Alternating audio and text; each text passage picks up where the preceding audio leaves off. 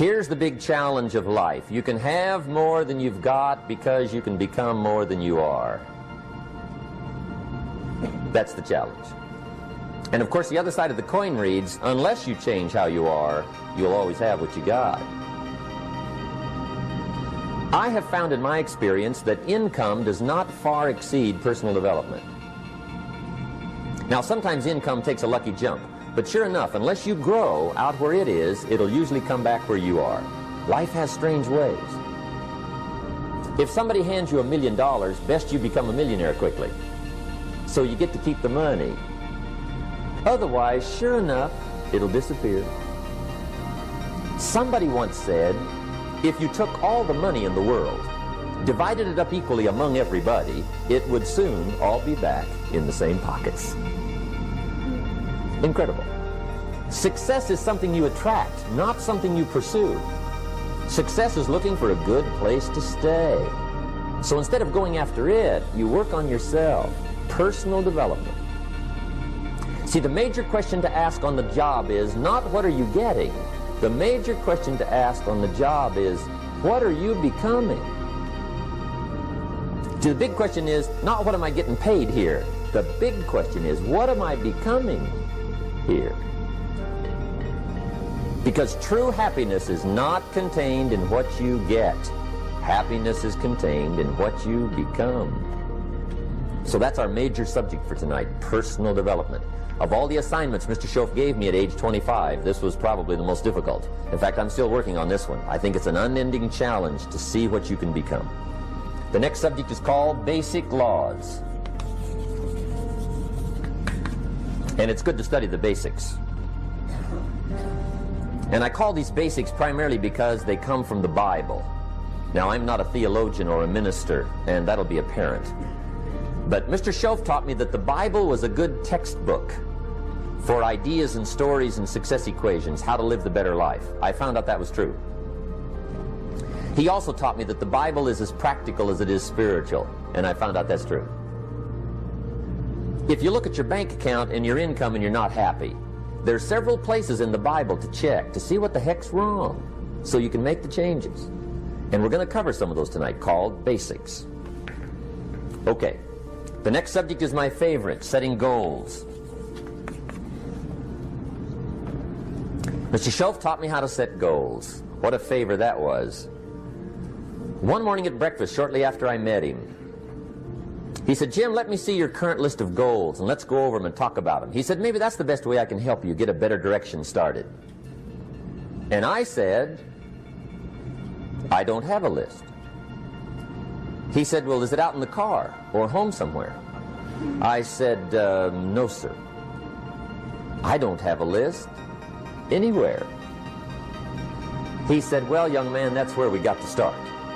He said, I can tell you right now, if you don't have a list of your goals with you, he said, I can guess your bank balance within a few $100s. Which he did. And that got my attention. I said, you mean my bank balance would change if I had a list of goals? He said, drastically. That day I became a willing student how to set goals. And sure enough, learning how to set goals changed my life. And I often wondered why no one had ever taught me how to set goals up until age 25. I went to high school, but if they offered it, I missed it. I went to college for a year, never heard it. I worked for Sears. Really? And to my knowledge, Sears never taught it, right? How to set goals. So here I am, age 25, married, my family's starting, I've been to college, I'm working, and I still don't know how to set goals. But fortunately, when I was 25, I met the man who taught me how, and it revolutionized my whole life. Economically, socially, personally, it's incredible. So I want to share with you tonight what Mr. Schoaf shared with me, how to set goals. It can be a life changer. Okay. The next subject is the negative part of the seminar. Life is part negative, so we got to talk about the negative. And this subject is called diseases of attitude. Diseases of attitude. There's a lot of things that can wreck your chances to do well. We live in a rather dangerous world, so you got to be not only wise, you got to be careful. Now, attitude diseases are just as bad as physical diseases, right? High blood pressure, heart trouble. I mean, a lot of things will ace your chances to do well. So you've got to be careful. And attitude diseases are deadly. I mean, they'll destroy all the good things you start. Okay? So we'll go through those attitude diseases, how to spot them, how to look for them, what they are, and the cure. And I'm a pro on these because I've had them all, so I can give you excellent advice on these. Now, the last subject we're going to consider tonight is called the day that turns your life around. The day that turns your life around. And under this subject, we're going to talk about the emotions that can change your life. Human beings are emotional creatures, and emotions are powerful for life change. Now, of course, emotions are so powerful they can go either way on you.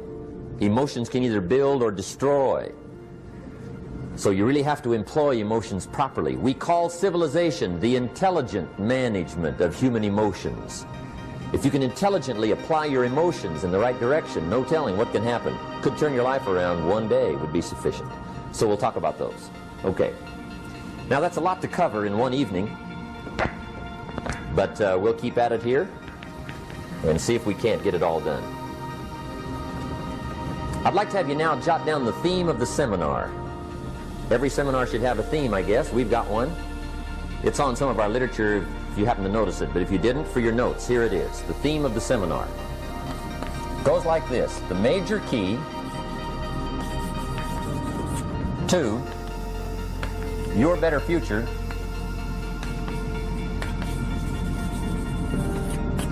is you.